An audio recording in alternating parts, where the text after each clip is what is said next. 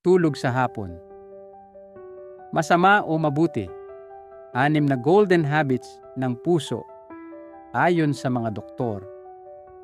Mga ka-wisdom, maalala nyo ba nung bata pa tayo, kapag tanghali, sinasabihan tayo ng nanay, matulog ka, siesta time na.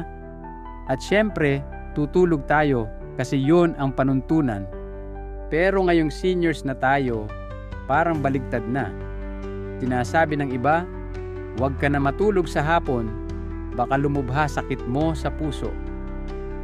Kaya tuloy naguguluhan tayo, masama ba talaga o mabuti? Ikaw, napapansin mo ba na kapag mahaba ang idlip mo sa hapon, hirap ka nang makatulog sa gabi? O minsan, imbes na gumaan ang pakiramdam, mas mabigat sa dibdib ang dala ng nap mo? At naranasan mo na bang magising na parang mas exhausted ka pa kaysa bago ka natulog? Ganito rin ang naranasan ni Lola Maria, 74 na taong gulang. Mahilig siyang matulog ng halos 2 oras tuwing hapon. Akala niya, yun ang nagpapalakas sa kanya. Pero napansin ng pamilya niya, palagi siyang hirap makatulog sa gabi, madaling kabahan, at minsan biglang mabilis ang tibok ng puso. Dinala siya ng anak niya sa cardiologist. Ang sabi ng doktor, Lola Maria, hindi naman bawal ang daytime sleep, pero dapat may tamang paraan. Kung hindi, mas lalong napapagod ang puso mo. At doon nagsimula ang pagbabago niya. Tinuruan siya ng doktor ng 6 na golden habits. At ito, mga ka-wisdom, ang ibabahagi ko sa inyo ngayon para matutunan nating gawing kaibigan ang daytime nap, hindi kalaban. Habit 1, panatilihing maikli ang nap. Unang natutunan ni Lola Maria, huwag hihigit ng 20 hanggang 30 minuto. Sabi niya, anak, parang ang hirap gumising kapag 1 oras na akong tulog. Parang mas lalo akong inaantok. Tama yon, kasi kapag humaba ang nap, pumapasok tayo sa deep sleep stage at pag nagising ka, mas groggy ka. Kaya tinuruan siya na mag-alarm ng 25 minuto. At nung una, parang bitin. Pero makalipas ang ilang araw, nasabi niya, mas magaan pala. Hindi ako lutang at mas maganda tulog ko sa gabi. Mga ka-wisdom, huwag isipin na mas mahaba, mas mabuti. Sa nap, short but sweet ang sikreto.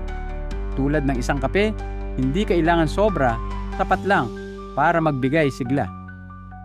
Habit number 2, piliin ang tamang oras. Si Mang Ernesto, 70. Dati 4:00 siya natutulog. At guess what? 1:00 ng madaling araw, nagising pa rin siya. Sabi ng misis niya, hindi ka na natutulog, baka mapagod ang puso mo. Sabi ng doktor, gawin mong after lunch, mga 1:00 or 2:00. Tinunod niya at napansin nilang mag-asawa na mas nakakatulog siya ng mahimbing sa gabi. Hindi na siya antukin habang nanonood ng TV sa gabi. At mas kalmado na rin ang kanyang presyon. Mga ka-wisdom, kapag late ka natulog sa hapon, ninanakawan mo ang sarili mo ng tulog sa gabi. Tandaan, early afternoon, best timing. Habit number 3, ayusin ang environment, gumawa ng tamang lugar. Si Tatay Ben, 76, sanay matulog sa sala habang nakabukas ang TV, may mga ingay sa paligid. Sabi niya, parang wala namang epekto basta tulog ako. Pero nagrereklamo siya na madalas kabado at parang hindi refreshing ang tulog. Nung nag-set up siya ng maliit na corner sa kwarto, tahimik, madilim, may komportabling upuan, ibang-iba na ang pakiramdam niya. Sabi pa niya, ngayon ko lang naramdaman na ang nap pala kayang magbigay ng panibagong sigla, hindi ka ba? Mga ka-wisdom, huwag balewalain ang environment. Kahit simpleng tabing lang sa bintana, ventilador para sa malamig na hangin, o komportabling unan, malaking tulong na. Habit number 4, light meal at hydration. Si Aling Cora, 67, hilig ang heavy lunch. Paborito niya ang lechon kawali, sinigang na baboy, at dessert pa. Tapos diretso higa. Pero pagkatapos ng nap, masakit ang dibdib at mabigat ang pakiramdam. Nung in-advise ng doktor na mag-light meal lang, gulay, isda, sopas, at magtubig muna bago matulog, grabe ang epekto. Sabi niya, mas gaan ng katawan at ang tulog ko mas masarap. Mga ka-wisdom, huwag nating gawing laban ang digestion at nap. Bigyan natin ng tamang kondisyon ang katawan para makapagpahinga ng maayos. Tandaan, ang busog na tiyan, kalaban ng payapang tulog. Habit number 5, makinig sa katawan. Maraming seniors ang nap lang ng nap kahit hindi naman inaantok. Si Nanay Helen, 71, dati ganoon. Pero na-realize niya, hindi naman siya laging antok, minsan bored lang. Kaya tinanong niya ang sarili, totoo bang inaantok ako o kailangan ko lang gumalaw? Kapag genuine antok, matutulog siya ng 20 minuto at paggising refreshed. Pero kung boredom lang, lumalakad siya sa labas o nag-stretching. At yun ang nagbigay sa kanya ng mas magandang rhythm sa araw-araw. Mga ka-wisdom, hindi lahat ng antok ay dapat sagutin ng tulog. Minsan, konting galaw lang, sapat na. Habit number 6, gumalaw pagkatapos ng nap. Si Lolo Frank, 80, laging groggy pagkatapos ng nap. Pero nung tinuruan siya na bumangon agad, mag-stretch at maglakad-lakad sa garden, ibang-iba ang epekto. Sabi niya, ngayon, kahit 20 minuto lang ako natulog, parang doble ang energy ko kasi may kasamang galaw. At hindi lang basta energy, mas steady rin ang tibok ng puso niya, sabi ng doktor. Kaya mga ka-wisdom, tandaan, rest plus movement equals better health. Kita natin sa kwento ni Lola Maria, Mang Ernesto, Tatay Ben, Aling Cora, Nanay Helen, at Lolo Frank.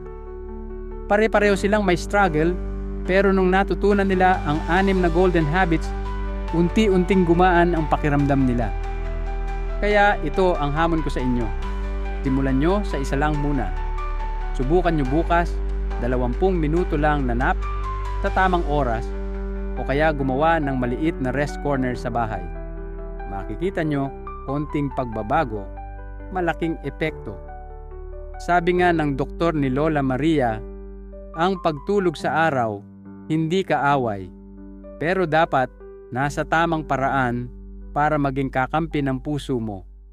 Mga ka-wisdom, ang pagtanda hindi ibig sabihin kahinaan. Ibig sabihin nito, mas marunong ka na pumili ng habits na magpapahaba at magpapasaya sa buhay mo. Tulog sa hapon, hindi kaaway, kundi kakampi. Basta may tamang paraan. Piliin ang habits na magpapalakas, hindi magpapahina. Dahil sa tamang gawi, ang pagtanda ay hindi hadlang, kundi gantimpala. Kaya sabihin nyo sa akin, alin sa 6 na habits na ito ang susubukan nyo bukas? O baka meron kang mas magandang idea para ma-share natin sa ating mga ka-wisdom. Lahat ay welcome sa ating channel. Mag-iwan lang kayo ng comment sa baba. At kung gusto nyo pang mas maraming kwento at tips para sa healthy aging, huwag kalimutan i-like, i-share, at mag-subscribe. Dahil dito sa ating komunidad, hindi lang tayo basta nagkwekwentuhan. Dito, sabay-sabay tayong natututo kung paano tumanda ng may karunungan, may lakas, at may saya. Maraming salamat po sa inyong panunood. Sana ay may napulot kayong aral at inspirasyon. Huwag kalimutang mag-subscribe at samahan kami muli sa susunod na video.